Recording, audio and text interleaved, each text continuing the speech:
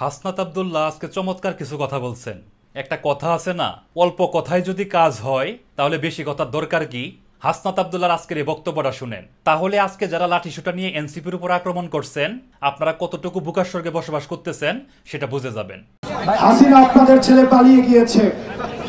গোপালগঞ্জকে যদি উনি ধারণ করতেন তাহলে ভারতে না গিয়ে উনি গোপালগঞ্জেই আসতেন।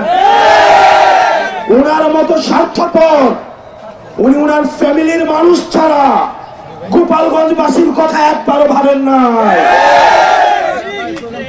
প্রিয় গোপালগঞ্জবাসী, গোপালগঞ্জ বাংলাদেশের হয়ে উঠতে পারে নাই, আপনারা বাংলাদেশের হয়ে উঠুন।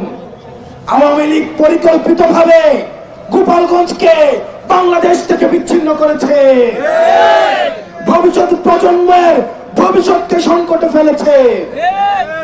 আমরা গোপালগঞ্জবাসীকে আশ্বস্ত করতে চাই, গোপালগঞ্জ বাংলাদেশের, ফেনীও বাংলাদেশের, বগুড়া বাংলাদেশের, বাংলাদেশ এই 64টি জেলার সমান অধিকারের জন্য লড়াই করবে।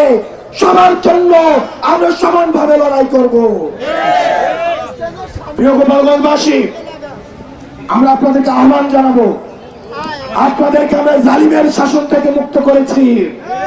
আমরা ইনসাফের বাংলাদেশ করার জন্য আপনাদেরকে সাথে নিয়ে আমরা একসাথে দায়িত্ব এবং ইনসাফের বাংলাদেশ গঠন করব।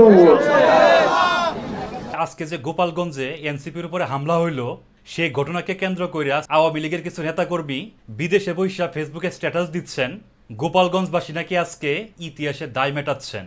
আওয়ামী লীগের এসব নেতাকর্মীরা দেশে পড়ে থাকা তাদের কর্মী সমর্থকদের মাথায় কাঁঠাল ভেঙে খাচ্ছেন। তাদের যদি এতই মনে হয় যে গোপালগঞ্জবাসী আজকে ইতিহাসে দায় মেটাচ্ছেন, তাহলে তারা বিদেশে বসে থাকে আয়েসি জীবনযাপন কেন করতেছেন? তারা কেন দেশে এসে ইতিহাসে দায় মেটাচ্ছেন না?